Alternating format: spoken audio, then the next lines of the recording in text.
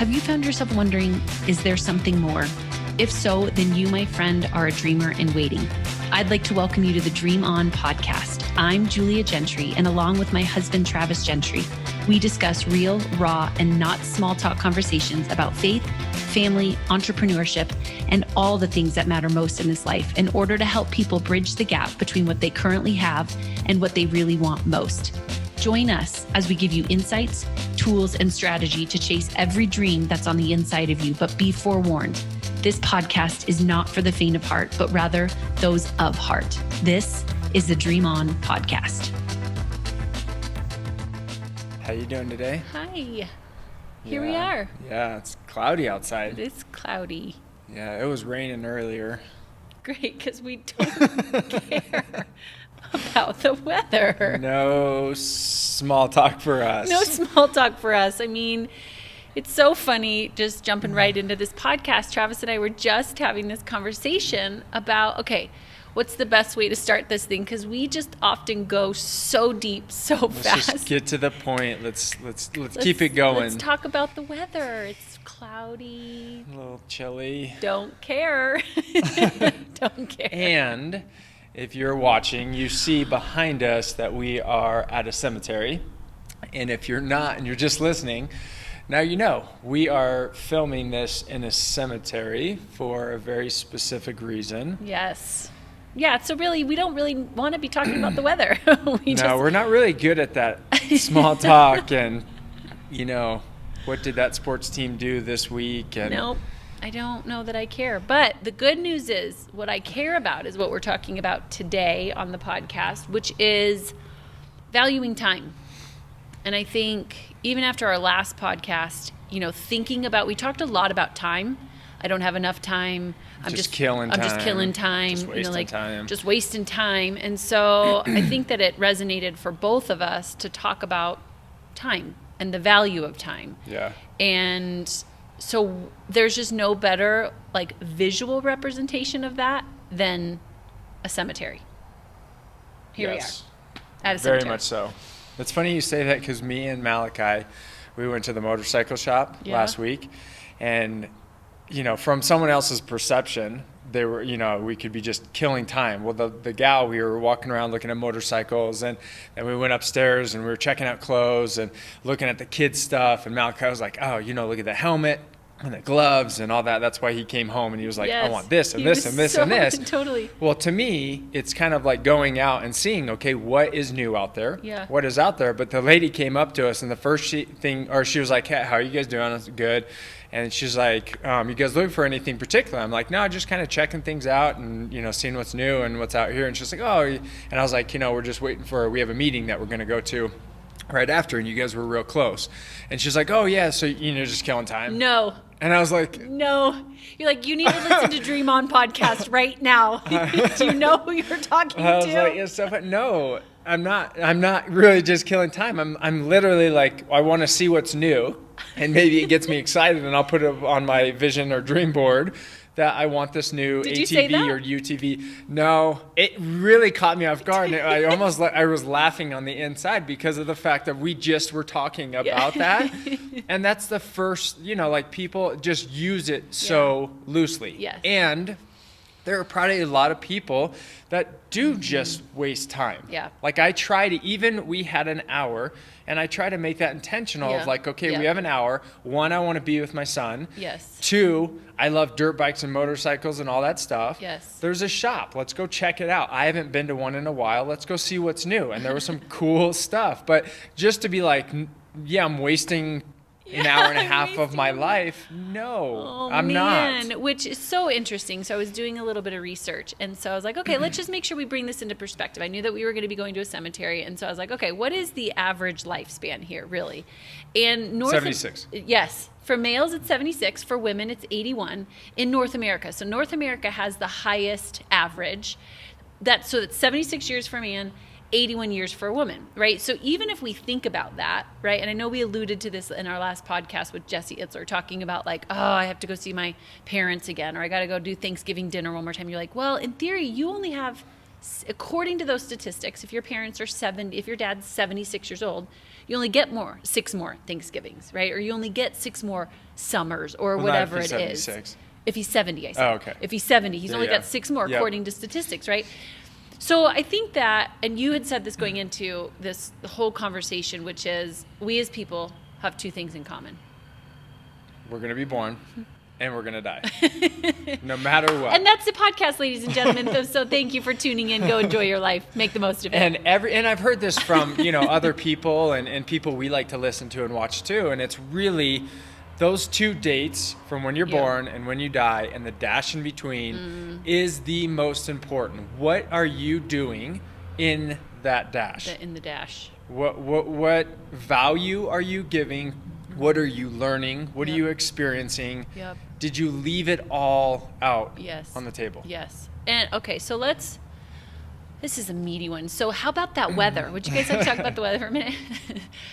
So let's talk about this for a second, because I'd like to unpack why, if that's true, that we all are going to die, because it is true. It is true. It's a fact. Why do we not treat, okay, so I'm 30, almost 35.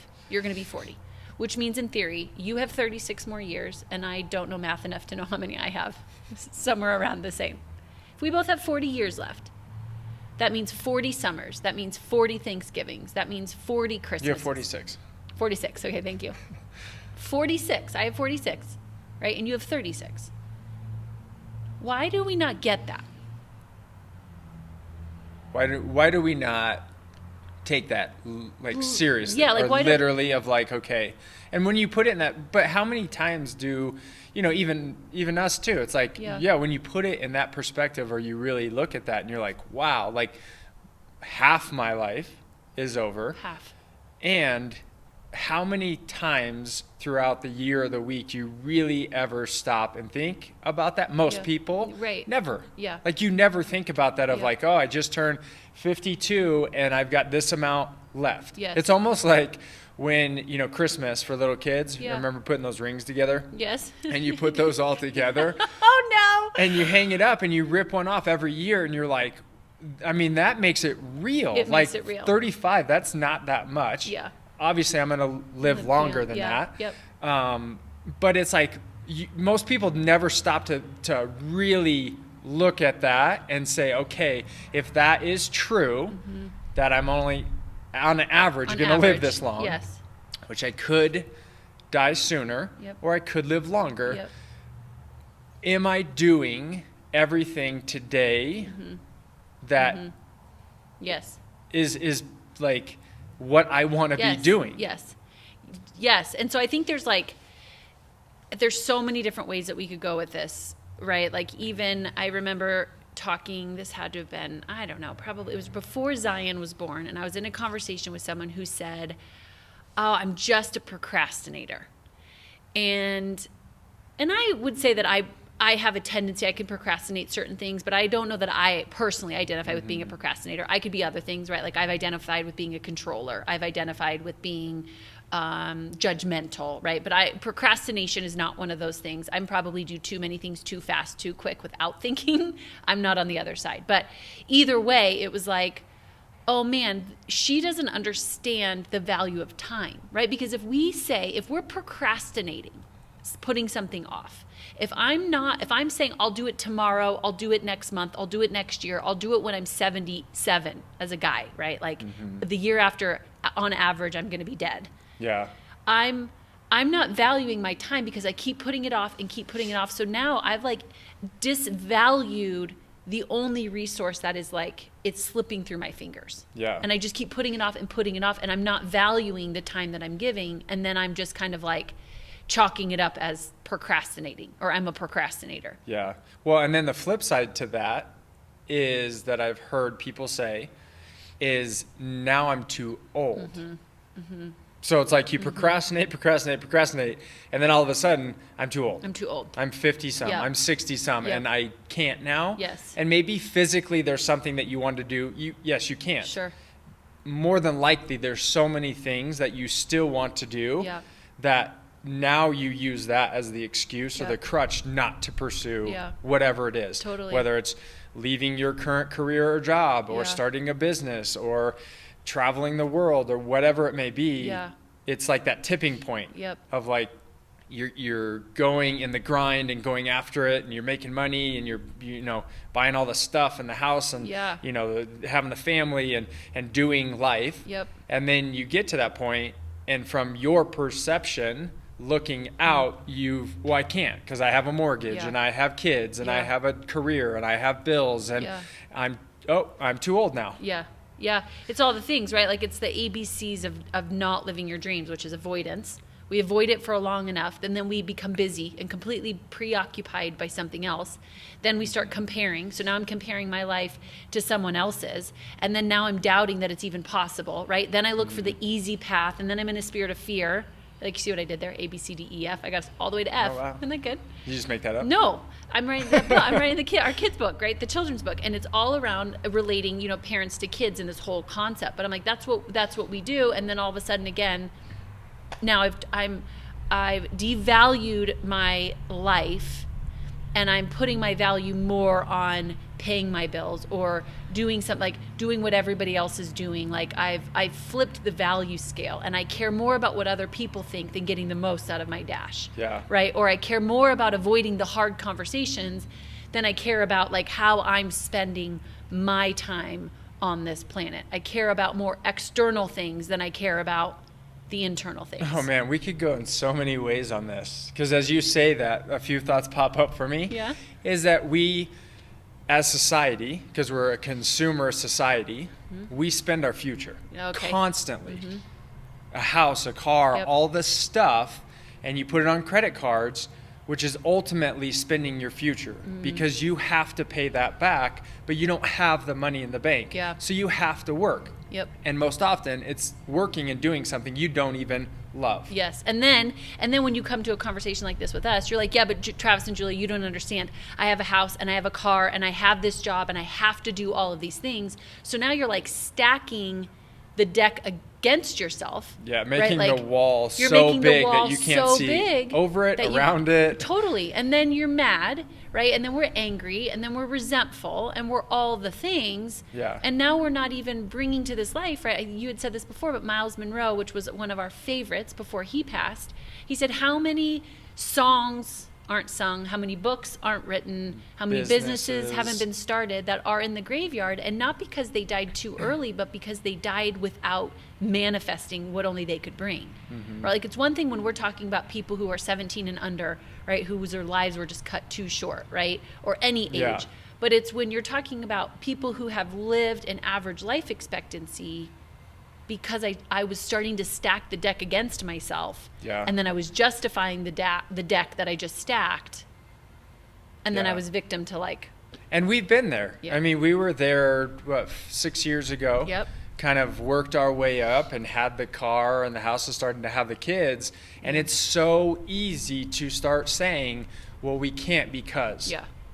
And then all of a sudden, we came to the realization and the awakening, the midlife awakening of what we call it, and saying, no, like, this is not everything that we want. And if we stay here, which, for another 15 or 20 years and raise our family, that's great and fine. Yeah.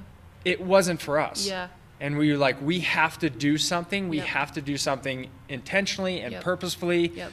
And so that's when we rented our house intentionally. Yep. And jumped in the RV because we did procrastinate on a dream that we had, which was traveling in the RV. Totally. And we put it off and put it off. And when we get there, then, which when we get there, then never comes until you make a conscious effort. Yeah. So we get it. Yeah. I mean, it's not saying this is everybody else. We've never been there. Yeah. We've been there. Yes. And you have to get so sick and tired of your life and your results and how you feel before you take action. Yeah. Like, you have to hate the circumstances that you've created for yourself so much. It's almost like, okay, so let's say, so I love the analogy of, okay, you have a day that you're born and a day that you die and the dash in between. So the question now becomes, what do I do with the dash in between? It's my dash. Nobody else's dash, right? Like, it's not my friend on social media. It's not my dad. It's not my mom. It's not my sister. It's my dash. And whether I'm, statistically speaking, halfway through my dash or 20 years through until my dash is up or whatever it is, it's almost like this mindset of going, okay, it's still my responsibility. My dash up until this point it is what it is, but what do I want it to be moving forward? And I was reading The Rhythm of Life by Matthew Kelly, and he has his whole thing around purpose and how you figure out what your purpose on the planet is you just becoming the best version of you. Like, that's his whole theory and whole synopsis of, if you could wrap that big question of what is my purpose and why am I on the planet, his answer is just look at yourself in the mirror and go, am I living the best version of me? That he believes that somewhere inside you know that answer, right? Where most of us would look at our dash and we would go, no, I'm not living the best version of me for these reasons. Yeah. But now it's going, okay, what am I going to do with my dash to be the best version of me and to make my dash on this planet count? Yeah. Like, what song is in me, what book is in me, what business is in me, what nonprofit is in me, what family is in me, like, what's in me? And that's exactly why we started doing this podcast, because it was, most people go through a season of life of me. Yeah. You know, I'm making money for me, I'm buying a house, I'm buying a car, I'm buying stuff for me. Yeah. But then you get to a point where you're like, okay, Tony Robbins says it, and it's like, success without fulfillment is the ultimate failure. Yeah. And we hit that point, and you're like, there's got to be more. Yeah. And we've even procrastinated on doing the podcast too, and we started and stopped and not really pressing into it. And then it became that pain for both of us of like, no, we have to, because we want what's inside of us, the message, the experiences, everything how we've lived and how we continue to live. We want to share that with people, because we know that there are other people that are in the same situation that we were in. Yes. And that to me is like that ultimate shift of like life.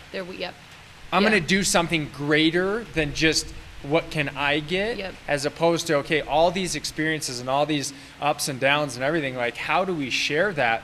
And how do we build a community that people want to come alive and thrive and go after what they want, and recognize, okay, like, you may not be in the spot that you want to go and you don't know the first step, but it's possible. It's possible, and I need to be around people that are doing that are making it possible, right? Because I think that if you look at Maslow's hierarchy, which in and of itself could be another podcast, right? But Maslow's hierarchy basically says we have these core fundamental needs as humans, right? We need safety, security, stability.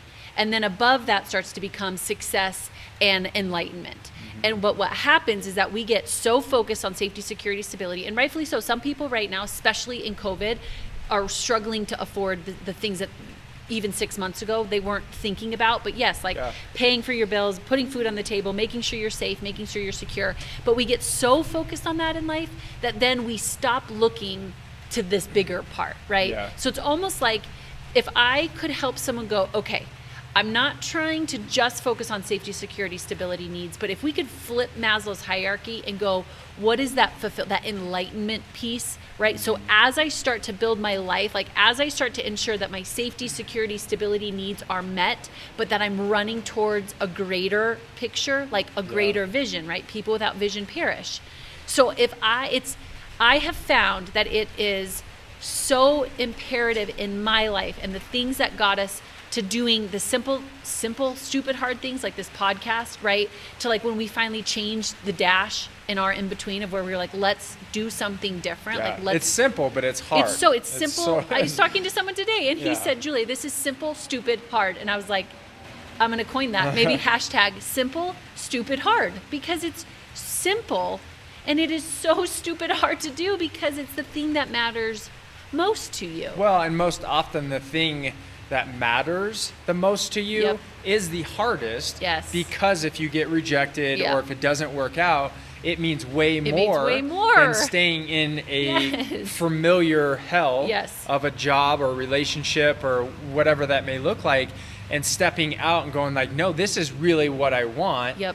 And if you fail at that, it means so much more. So much more. But again, that is where enlightenment. That's where we become the best version of ourselves, right? Like it's those areas that I feel like that's when our song starts to come out, right? Like that's when the words, the thing that we're supposed to bring to this planet, like that's when it comes out, is that like heart palpitation of like, that's when you know you're alive. Yeah. You know, like all the just safety, security, stability is a muted way to live. I'm not saying that we don't need those things, but if we're only focused on them and only want those, then the dash in between is going to be underwhelmed, anxious, unimpressed, unmotivated, depleted, all the things that we've been. And even when I have days that I'm getting there, I'm like, okay, what am I procrastinating? What is the thing that I'm procrastinating right now? Because I can feel my lack of motivation. I'm pursuing like bottom barrel things because my heart's not in it right now. Like my heart's not singing. And I'm not trying to say that in like, well, everything needs to make your heart sing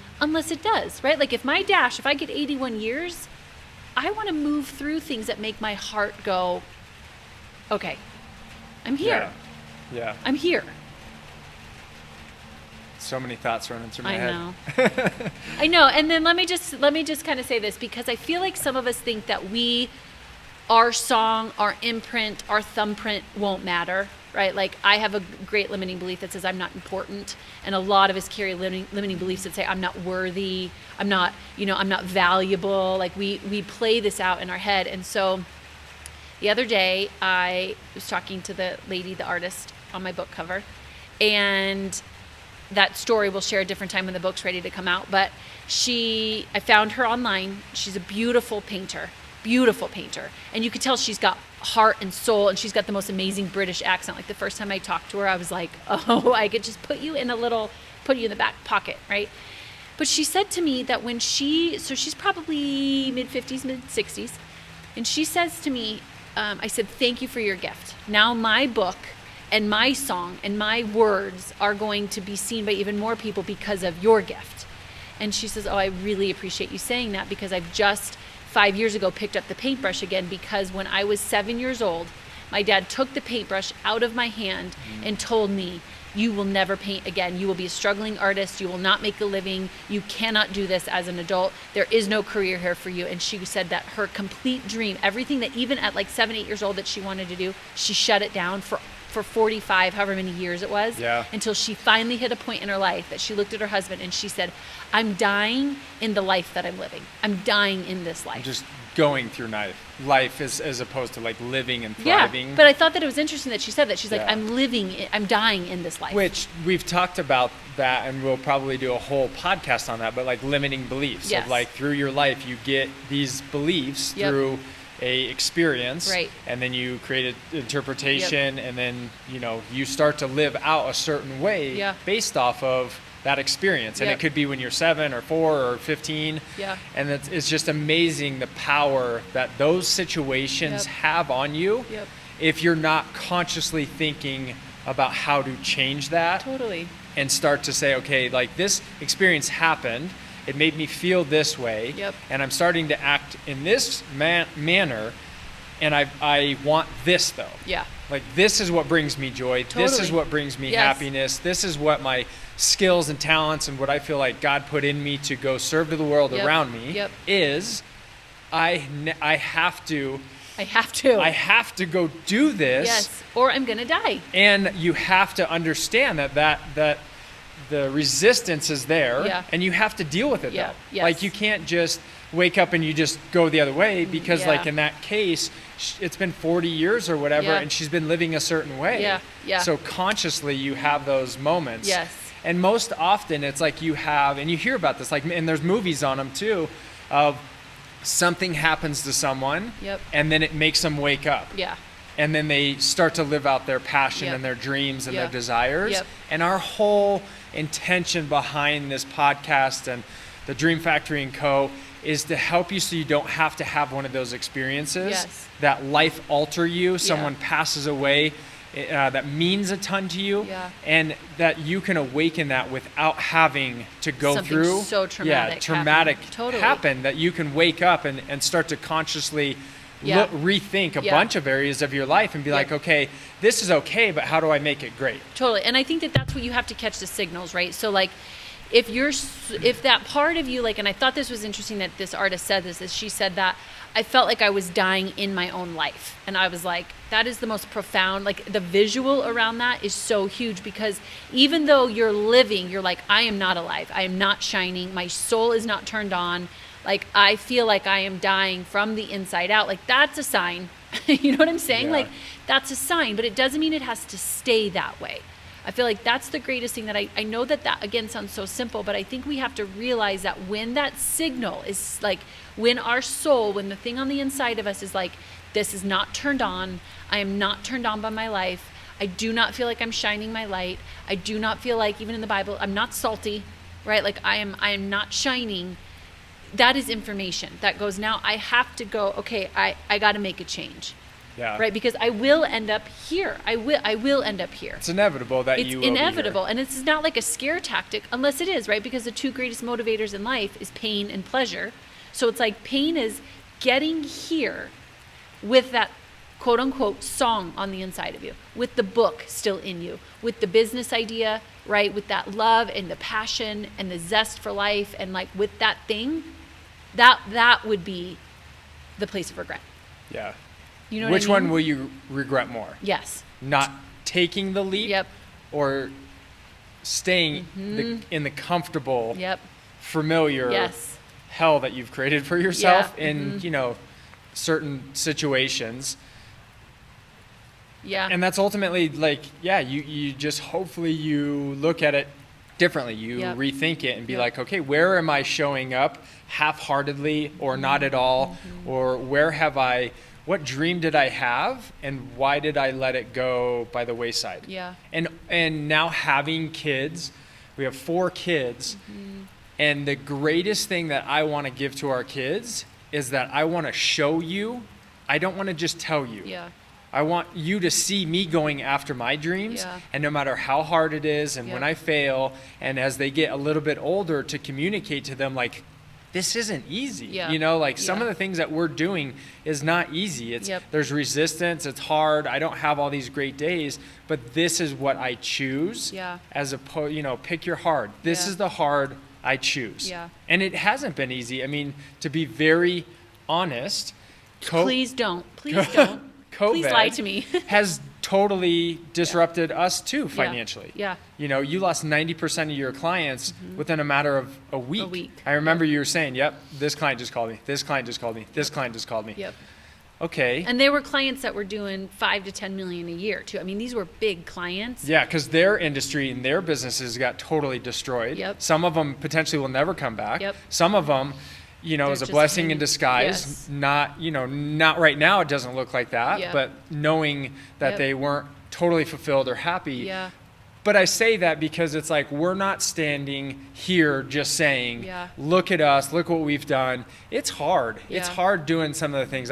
Me and Julia were talking about this even before we started this podcast today, of the challenges I'm facing as I get back and start to do different things and figure out which direction that I'm going, Yeah. because we have been on the move and traveling and doing a lot of different things over the Yeah. last 3 or 4 years. Yep. And it's forced us, thank God, Yeah. into doing this podcast. Yeah. It's forced us to put the things online so we Yeah. can reach a bigger audience Yeah. and more people, Yep. because what we want to do with our events and everything in the future, this is the best way to do it. Yeah. And we put it off for What were you going to Too say many though years. about just COVID and the impacts financially? just how it's made such an impact on so many people, and Yeah. us too. Yeah. Like it made a big impact on us financially too. Yep. It's helped us to rethink. It helped us to press into and step into Yep. what we've been talking about for a while, And- starting and stopping. And But I think that this is the one thing I will give us kudos and props to, and why I think I'm like heightening up in my encouragement with people to do this, is because in these last 6 months, probably daily, I have said, okay, this is happening for us. What's the opportunity here? Daily. Because I think if not, I'm going to freak out too. Like, I'm just, to your point, like losing 90% of my clients, right? Then you have a 4th baby, then COVID hits, then like you're restructuring all the things with your business. Like, there's so many different things that we could be like, oh shoot, This is happening to me, right? Like you're hearing right now that suicide rates are going up.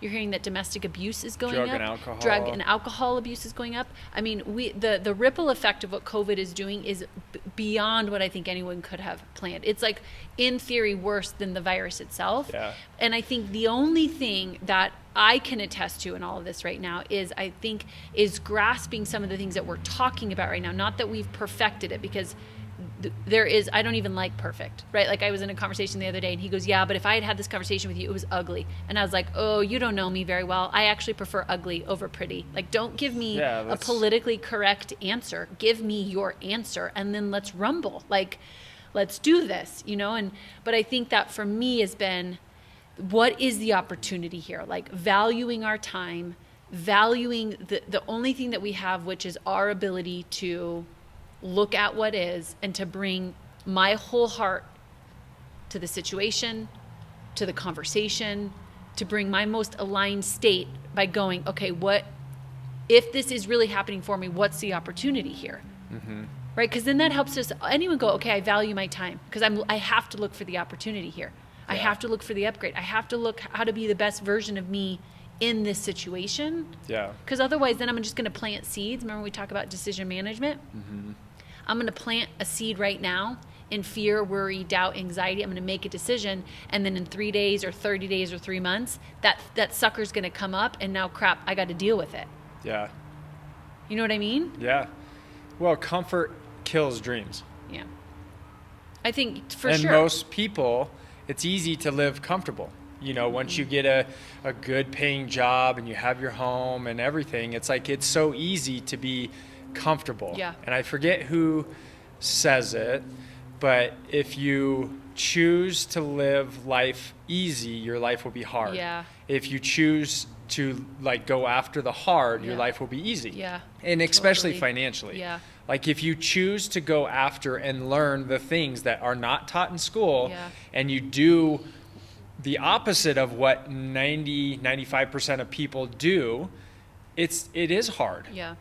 And once you get to a point, it's a tipping point, it will be easier financially. Yes. Yeah. Because it is hard when you have a job for 30 or 40 years, retire, expect a pension and a retirement, and that company goes belly up. Yeah. Which I had a friend, his dad, that happened. Yeah. And you look at that, and he put all his energy, effort into this and worked for those years, and then his retirement, and I don't know this exact number, but I know it was hugely affected. Devastating. And it's like, don't just live for the comfortable life. One, you don't know when you're going to die. Yep.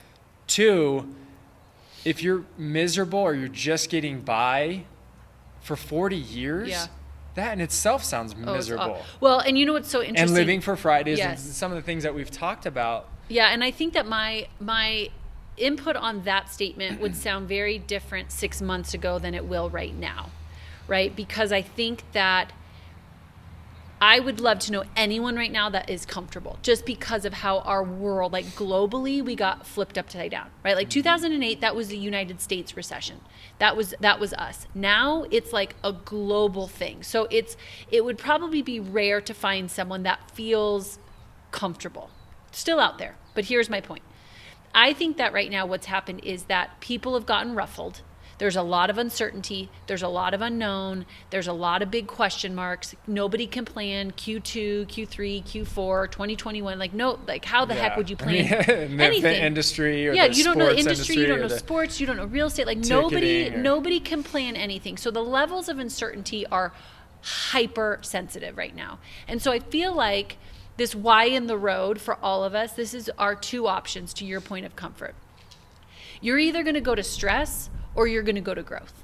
Anytime that there is a moment of this tension of the great unknown, uncertainty, nobody really knows, for the first time ever, I'm either going to lean into stress and I'm going to be stressed out and I'm going to be anxious and I'm going to be worried and fearful and depleted, which means I'm going to show up that way in my life, or I'm going to lean into growth.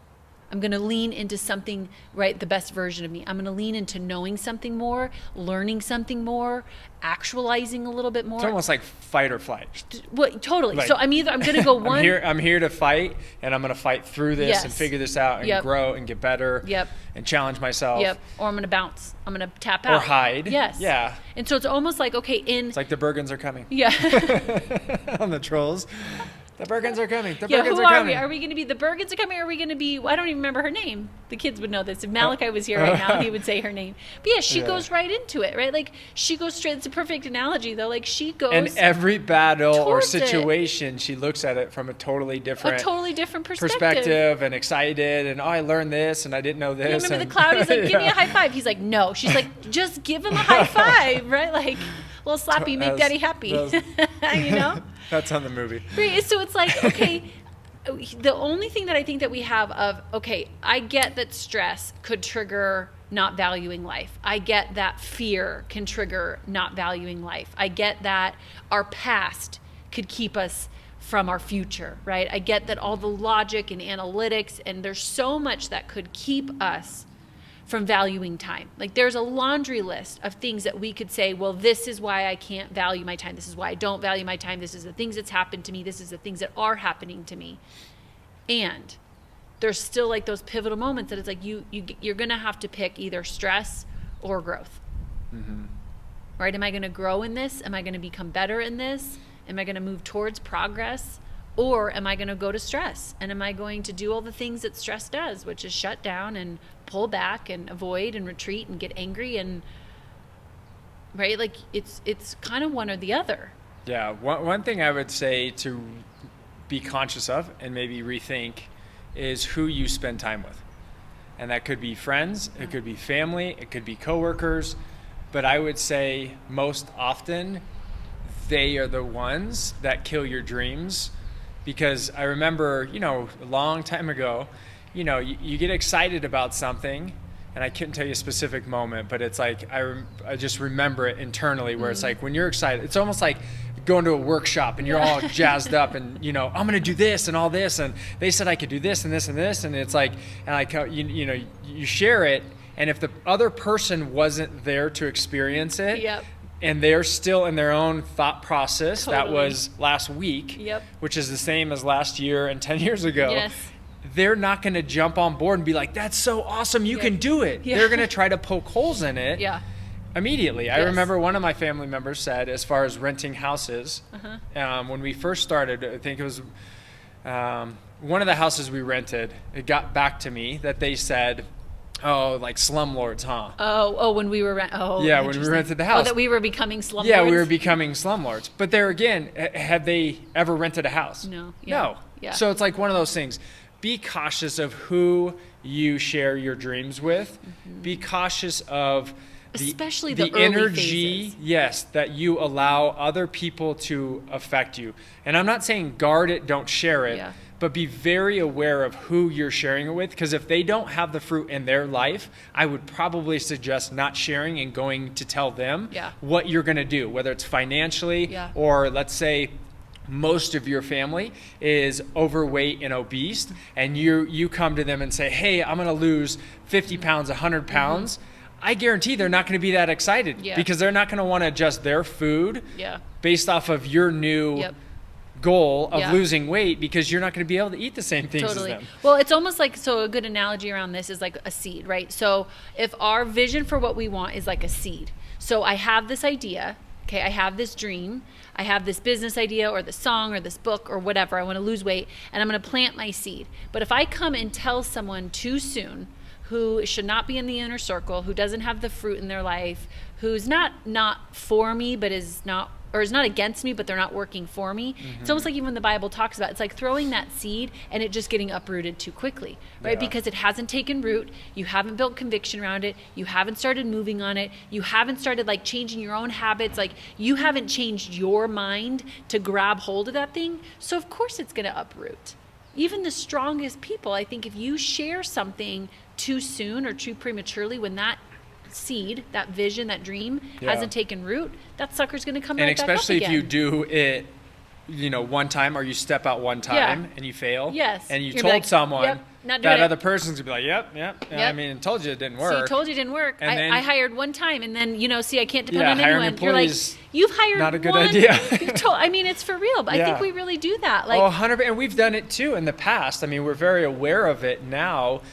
It's so easy to do that. You share a goal or an idea or something you're excited about. You go out, you try it, you fail, and then it's like... You chalk it up as like a literal forever thing. Yeah. This is the way it is. Yep. This is, no one can do it. Never. And here's what I would say to that is, if someone else has done it, it's possible. Totally. Just like the 4-minute mile, no one ran it, and then Bannister, what's his name? I don't remember. Oh, he ran the 4-minute mile, and then the year after, like 20-some people... Greg, wasn't it Greg? I don't know.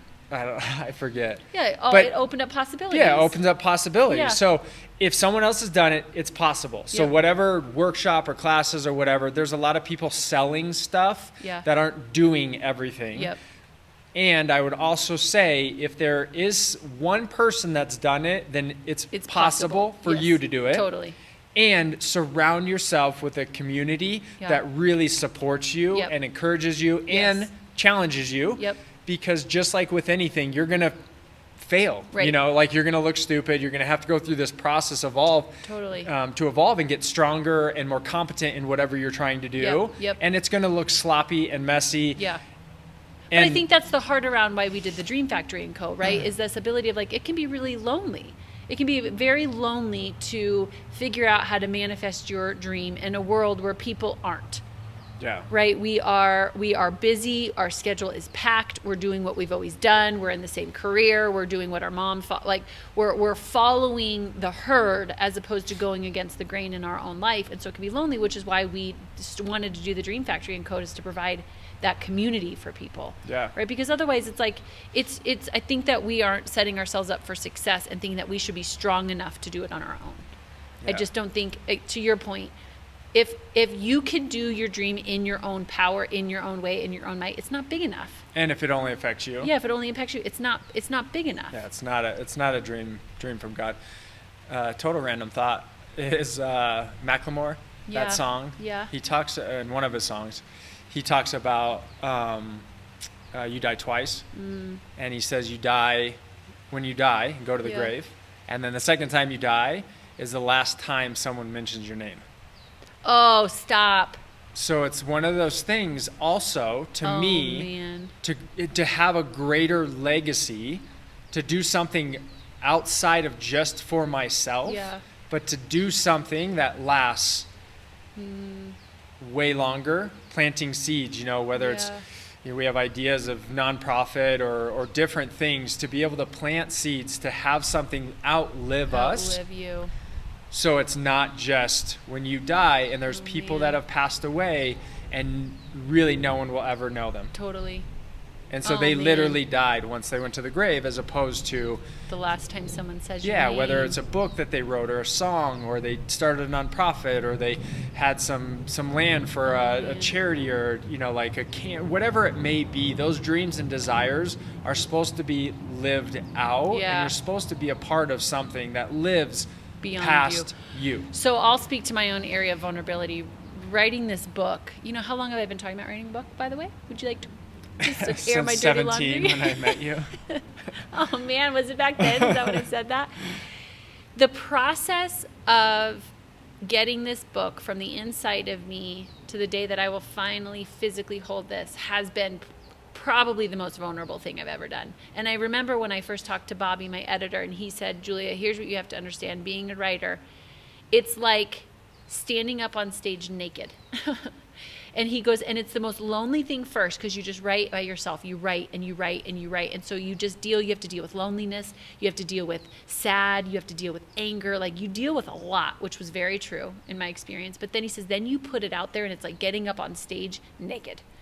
And so I do want to be a voice of encouragement and reminder of, like, I get what it feels like, the beautiful idea of leaving your thumbprint on the world, and how vulnerable it is to actually leave the thumbprint on the world. Mm-hmm. You know what I mean? Like, how hard that is, and yet the day that it happens will be like, well, it's almost like there's nothing there. You don't see results. Yeah. Like, yep.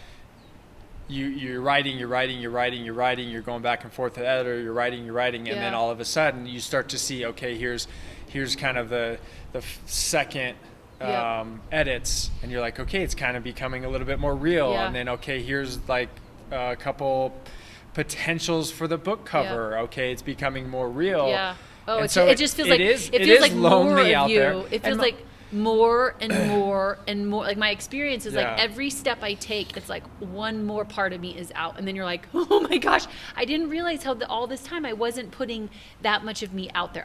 We've done a lot of things, right? Like I'm a good shooter, right? Like we've done a lot. I'm getting a lot of different stuff out there, but it was like I didn't realize how much of me I wasn't putting into the world until I started doing this, and it's like, I'm not doing this for the applause of man or women. I'm doing this because I can't not. It's the song I'm born to sing. Yeah. You know what I'm saying? Like, and the more you study just artists or creatives, they're like, I don't paint for the audience. I paint because it's what God created me to do. Some of the audience likes it. Some of the audience doesn't. That's not why I paint. You know what I'm saying? It's like the gift that you give. You can't not. Yeah. But and someone's if you waiting. impact one person or 10 people and they impact, it's kind of the multiplier effect of what you can. And now having kids, to me, it's become even more important to leave our thoughts and perspective and desires and then show them even more so. Because, there's been a couple times even with our oldest telling him to do something, and it's like I can see, he has fear and reservation, and then I'm like, okay, where am I not pressing into certain things? For sure. Where am I not doing that because I have my own fears or doubts or limitations? And it's like there's certain things that I'm starting to do that I stopped doing. Yes. And it's still scary. So did you just say that? What? So do you know what I just corrected Malachi for the other day? Huh. He's just said, I'll repeat what I heard you say, is that I start doing something and then I stop doing it. He is starting and stopping so many things, it's like mind-boggling to me. He has projects all over the house that he's starting and stopping like halfway through, legitimately. And so it's funny that you're saying this, because I looked at him and I said, Malachi, you can't start something, buddy, if you're not willing to stop it. Like, do we need to remember if we're not willing to finish it? Yeah. So I said to him the other day, do we need to slow you down in what you're choosing to start? Do we need to look at quitting the wrong things? Mm-hmm. Or do we need to really work on helping you finish and learn how to finish? Yeah. Which really we should do a whole podcast on that. Oh, there's a whole podcast on that. I mean, because then it made me look at myself and go, where am I doing that? Like I honestly said, Malachi, I want you to think about it. He's 6. Again, let's remind the audience. He's 6. So our kids are probably like, my parents used to drop bombs on me, right? Like they go sit with their friends. Like, my parents just want to know my favorite food. My mom wants to know, am I starting too soon? Am I finishing too late? But I was like, I'm going to go think about this too. I want you to think about this, and then let's come back and talk about it, because I see this now becoming a habit. This isn't like a one-off. This is a habit. Totally. And I think this is part of this journey too, of like, as you talk about it, as you teach, you learn too. Yeah. And absolutely, there's certain things that I have, take ownership, started and stopped that were good. Yep. Started and stopped, and it put me in a different direction, which was good. Yep. And then there's probably certain things that I started and stopped out of fear, out of doubt, and that were not good. Yeah. And now I'm looking back at it, and we were just talking about it on the car ride over here of like, okay, I'm going to press into this again and not allow fear to prohibit what I know is possible, that I'm capable of doing. Okay, so that, if we could summarize the value of time. Thank you for going with us, audience, on our journey of time that we just did. If we could summarize this, though, can you try to repeat what I just heard you say? From what part? So if you said, I'm going to go after what's on the inside of me without fear and doubt and be the best version of me, it was like that. With not allowing the fear and doubt to stop me from moving forward, knowing that the things that I want in that context, I want to live out and be the best because I know what's possible. Okay, that is, if we could summarize the value of time, it's that commitment.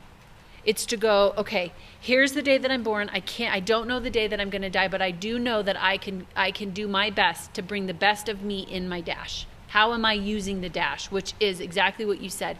It's this ability to say, I'm going to be the best version of me. Go after what's on the inside of me. Mm-hmm. Regardless of the fear, worry, and doubt, because that's going to be par for the course. We're humans. And then with it is that, what it is, with right? that, but hold on. It's that, and then it's like looping around and going, and I'm going to give it my all. Yeah. I'm going to chase what's in me. I'm going to go after the song. I'm going to do the dance. I'm going to write the book. I'm going to do the business. I'm going to have the marriage. It's like doing a full loop that says I'm going to be the best version of me for the things that I want most that are on the inside of me to bring to this world. That would tell you value time, because then you also know that at the end of your life, when you stand before God, John Bevere said this, and it struck me. This was probably 10 years ago. He said, I believe we stand before God and he simply asks us not, did you do right or wrong, which was really nice for me to hear, because I always thought I was going to make the wrong choice. He isn't going to be this God that's like, did you do all the right things and all the wrong things? He knows we're human. He knows that we have error. It's, did you do what I called you to do? Yeah. And within that, what I would add to it that I've had to do for myself is have forgiveness. Yeah. And grace. Yep. And mercy. Yes. Oh, and. But it's, Huge. you have to be aware of that. You yes. have to, because you look at that and you're like, I started and stopped. Well, I'm Yep. a failure. I started and I stopped and I let fear get in the Yep. way. Or so-and-so did this to me. Or I fell short, or someone did this, Yep. or this happened to me, or, Yep. or this, or this, Yep. or this. And you can play victim. You can play, like it was my fault. And so Yep. I'm never going to be good at it. What all the things that go on in Yep. your head to say, no, I'm going to get back up again. Yep. And I'm going to move forward. Yep. Forgiving yourself and forgiving others, having grace on yourself and grace on others, Yep. having mercy on yourself and mercy on others. And knowing you get a second chance. Yes, and a third. A fourth, a fifth, whatever Yes. it is, Yep. knowing that it's just a part of the journey Yep. and the process, Yep. as long as you learn from it. Yes, and here's how I say that you know that you have another chance. Even if you're like, Julia, I've had 50 chances, I don't deserve anymore. Here's what I will say is, and I saw it coming into this cemetery, it says you honor the dead by helping the living. And I was like, oh, that is so profound. If you are alive and listening to this today, it tells me you get another chance. Another chance. I will remember that, I remember the day that Mallory died, and still to this day it brings me to tears, because I think I get another chance. Mallory doesn't get another chance. I'm here. These people don't get another chance.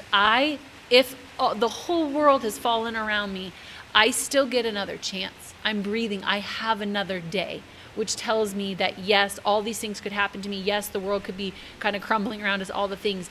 But if you are alive and today, you have another chance. You get to do this. You get to finish your dash, being the best version of you, putting it all out there, and using it, the value of your time. Yes, no matter how old you are. No matter how old or how young. No matter what's happened to you. Yep. No matter what Yep. you've done. No matter what's been done to you. You get another opportunity. Yeah. Another chance. Yep. And that, is why we're here. Yeah. I mean, even being here for me, looking back at this, I can't hear you. looking back at the cemetery, Yep. it just puts life into perspective. Yeah. Maybe it's something you need, go to the cemetery Yeah. once a month and just walk the cemetery knowing okay, thank you God that I am still here. Yep. And I still have a purpose. Yes. I have something to give to the world around me. Yes. Yep. And you may not know what it is 100%. Yep. But I'm still here. Yes. So there is still something for me to Yep. do Yep. and to give. Yep. Oh, man. So we leave you with that. We leave you with an encouragement to start. Get up again. Try again. But to value your life, to value your time, and to serve those who have gone before us by simply helping yourself so you can help more people.